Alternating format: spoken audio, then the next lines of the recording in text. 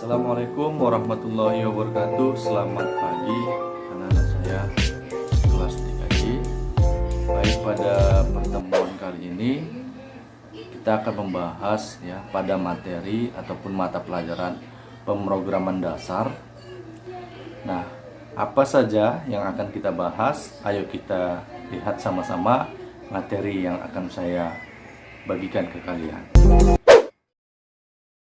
Ya, baik, yang pertama adalah di sini saya ingin menjelaskan mengenai apa saja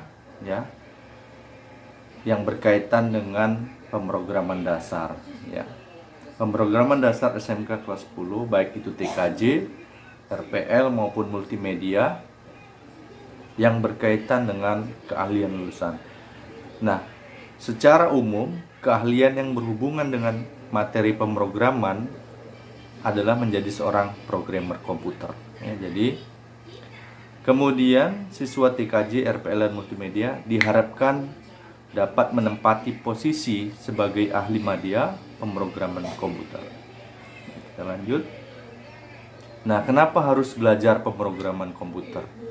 Kita akan bisa mengasah, yaitu berpikir secara logik, kemudian kemampuan problem solving atau pemecahan masalah, kemudian mampu berpikir secara sistematis, kemampuan menganalisa dan memberi solusi, kemampuan manajerial, pengelolaan tim, kemampuan berkomunikasi, penguasaan bahasa asing, serta penguasaan bahasa pemrograman komputer.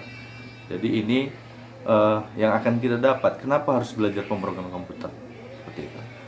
Nah, selanjutnya, apa saja keahlian pemrograman komputer?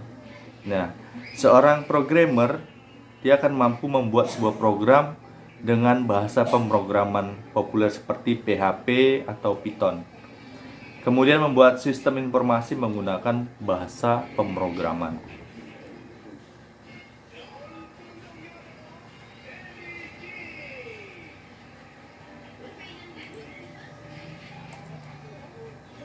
Nah, selanjutnya bidang-bidang pekerjaan programmer. Bidang-bidang pekerjaan seorang calon programmer banyak sekali yaitu yang sangat relevan. Nah, yang pertama adalah junior office programmer. Junior ini artinya masih junior, masih pemula.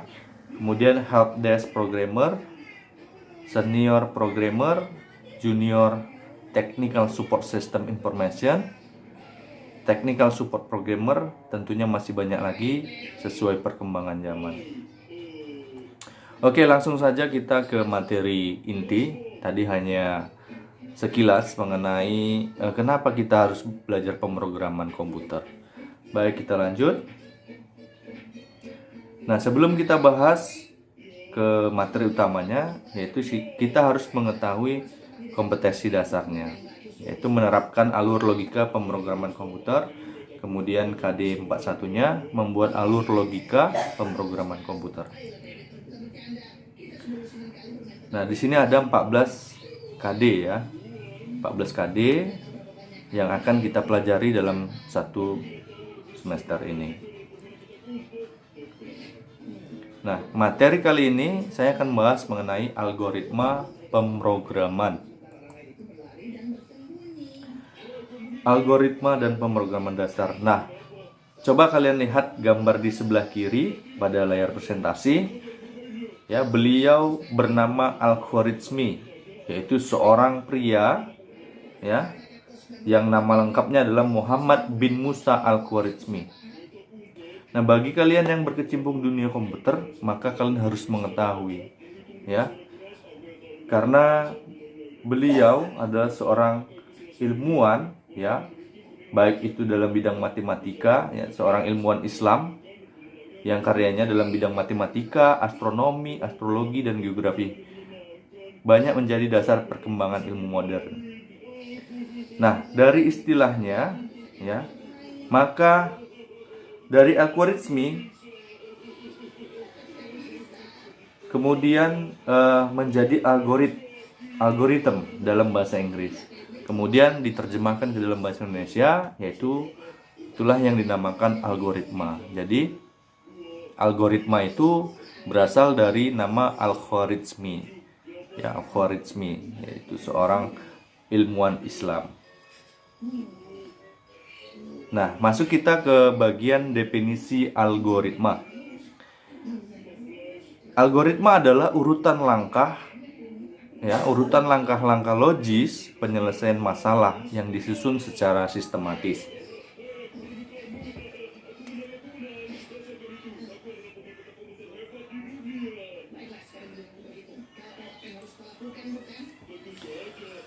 Algoritma yang dapat menyelesaikan suatu permasalahan dalam waktu yang singkat memiliki tingkat kerumitan yang rendah. Nah, kemudian algoritma yang membutuhkan waktu yang lama untuk menyelesaikan suatu masalah memiliki tingkat kerumitan yang sangat tinggi.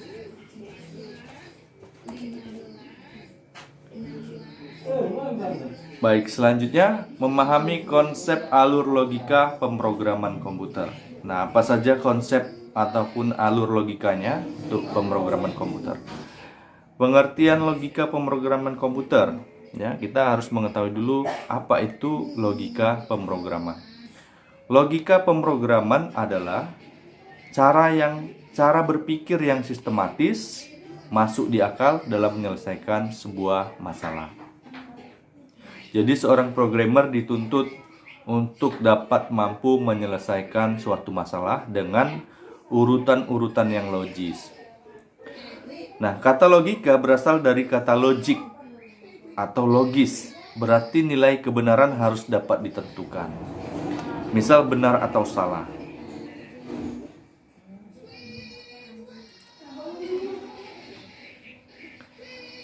Tidak ada di antaranya on dan off, hidup dan mati, masuk akal atau tidak, dan lain-lain. Jadi sifatnya semua harus bersifat logik. Nah, pengertian logika.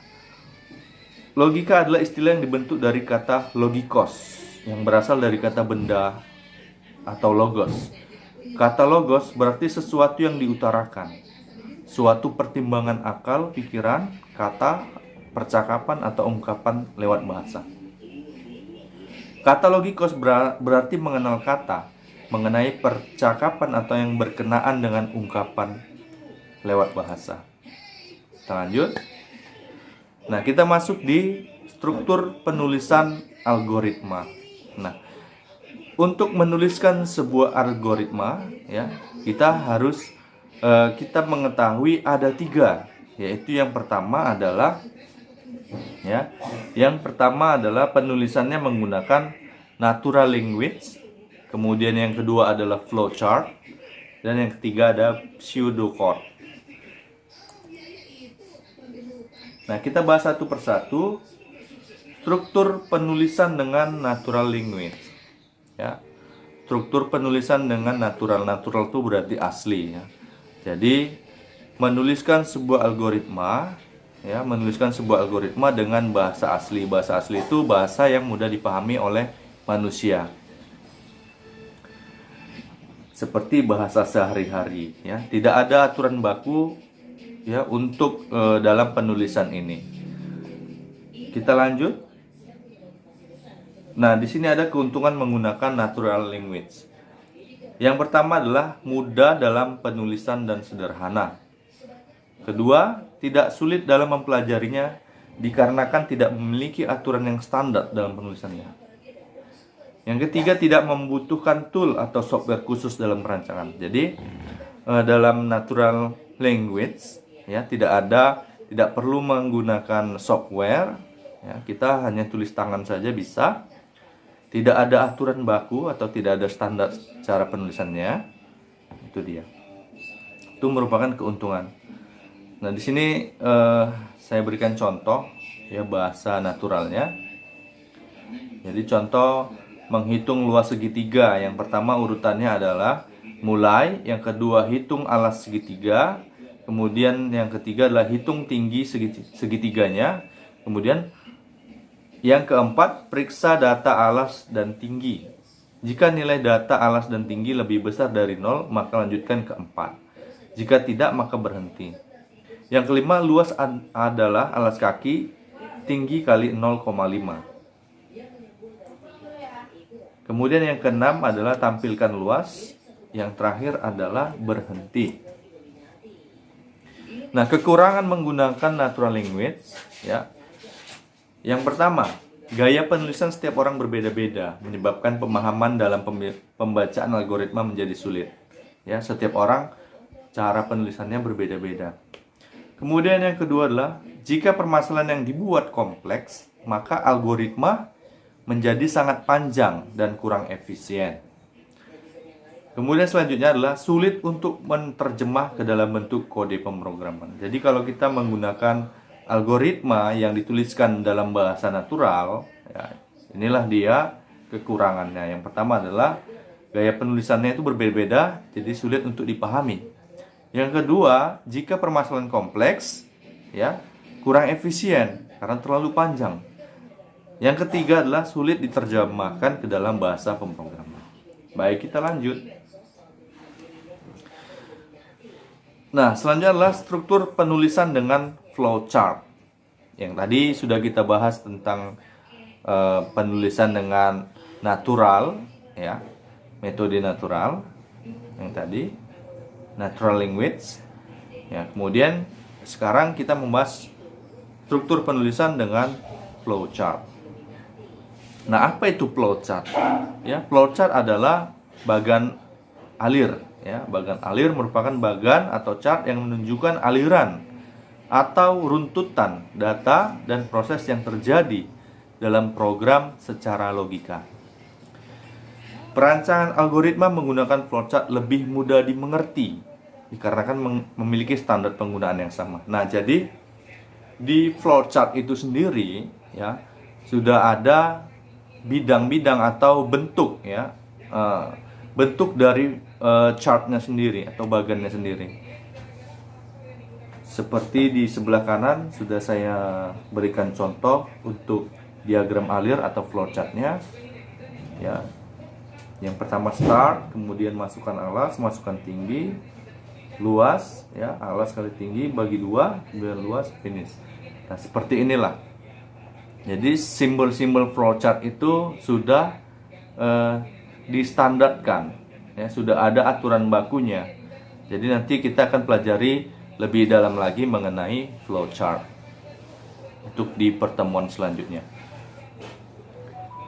Nah, apa saja keuntungan menggunakan flowchart? Ya, yang pertama adalah mudah untuk dibaca dan dimengerti dikarenakan adanya standarisasi simbol dalam perancangan. Jadi ketika kita menuliskan algoritma dalam flowchart, itu akan mudah dimengerti karena sudah ada standar yang mengatur, ya, mengatur penggunaan daripada simbol-simbol flowchart. Yang kedua, cocok untuk algoritma dengan skala kerumitan tingkat rendah.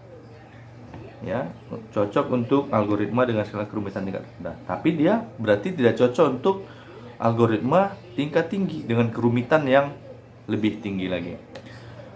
Nah, berikutnya adalah aliran proses program cukup rinci dengan pemodelan secara visual. Jadi karena dengan secara visual, ya, menggunakan alir, ya, diagram alir, maka kita lebih cepat mengetahuinya. Seperti itu. Nah, kekurangan flowchart yang pertama adalah tidak cocok untuk program yang kompleks. Kemudian penjelasan dalam alir proses tidak detail karena keterbatasan ruang. Ya, tidak bisa dijelaskan secara terperinci. Jadi kita hanya memahami alur, ya, daripada diagram tersebut. Nah, yang terakhir adalah struktur penulisan dengan pseudocode, ya, pseudocode yang artinya pseudo adalah mirip, ya, yaitu sebuah kode yang menyerupai dengan bahasa pemrograman. Jadi pseudocode ini adalah penulisan, ya, algoritma yang mirip dengan bahasa pemrograman. Jadi contohnya ada di gambar yang di sebelah kanan presentasi. Keuntungan menggunakan pseudocode, ya, yang pertama adalah memiliki struktur yang lebih ringkas dibandingkan dengan algoritma dengan bahasa natural. Ya, pseudocode ini lebih ringkas. Dia hampir mirip dengan bahasa natural tapi lebih ringkas. Kemudian memiliki struktur yang hampir mirip dengan bahasa pemrograman, ya. Nah, kekurangannya adalah yang pertama, sulit untuk dibaca jika tidak ditulis dengan rapi. Jadi kalau tulisan kalian itu ceker ayam, ya, sulit untuk dibaca dan dimengerti, ya. Kemudian selanjutnya yang kedua, karena penulisannya mirip dengan shortcode, ya, kode asli programmer, ya, programmer awam bisa salah membedakan antara keduanya. Jadi karena dia mirip dengan bahasa pemrograman atau shortcode-nya, maka bagi programmer awam itu sulit untuk membedakan. Nah, di sini saya berikan contoh lagi, yaitu contoh algoritma dalam kehidupan sehari-hari. Nah, contoh yang pertama adalah algoritma membuat kue. Ya, tadi sudah saya jelaskan algoritma itu apa. Algoritma itu adalah proses, ya, urutan logika dalam pemecahan masalah. Jadi, atau kalau di sini kita, ya, algoritma resep kue itu apa saja, mulai dari tahap awal persiapan bahan, kemudian membuat adonannya, kemudian memasaknya, kemudian penyajiannya. Nah, itu bisa kalian tuangkan ke dalam bentuk algoritma. Ya, contoh langkah dalam algoritma, ini contoh secara simpelnya. Yang di tabel ketiga, yaitu masukkan telur ke dalam wajan, kocok sampai mengembang. Nah, contoh yang kedua yaitu membuat pakaian. Algoritmanya adalah pola pakaian. Kemudian contoh langkah algoritmanya adalah gunting kain dari pinggir kiri bawah ke arah kanan sejauh 5 cm. Nah, ini hanya contoh, ya, makanya dia ringkas. Tapi kalau kalian benar-benar membuat sebuah algoritma, ya, baik itu menggunakan struktur yang natural language ataupun menggunakan flowchart atau menggunakan pseudocode, maka kalian harus rincikan, ya, mulai dari tahapan awal hingga akhir. Kemudian ada praktikum reaksi kimia, ya, merakit mobil, ya, kegiatan sehari-hari. Kegiatan sehari-hari kalian mulai dari bangun tidur, ya, sampai tidur kembali, ya. Itu bisa kalian tuangkan ke dalam bentuk algoritma. Ya, baik, demikian materi pada pertemuan pertama ini, ya. Mudah-mudahan dapat kalian pahami, ya. Nah, ini daftar pustakanya saya ambil dari Hingga Pesona Bangsa, kemudian ID Clothes dan blog dari R. Setiawan. Baik, sampai jumpa pada pertemuan kali ini, ya. Assalamualaikum warahmatullahi wabarakatuh.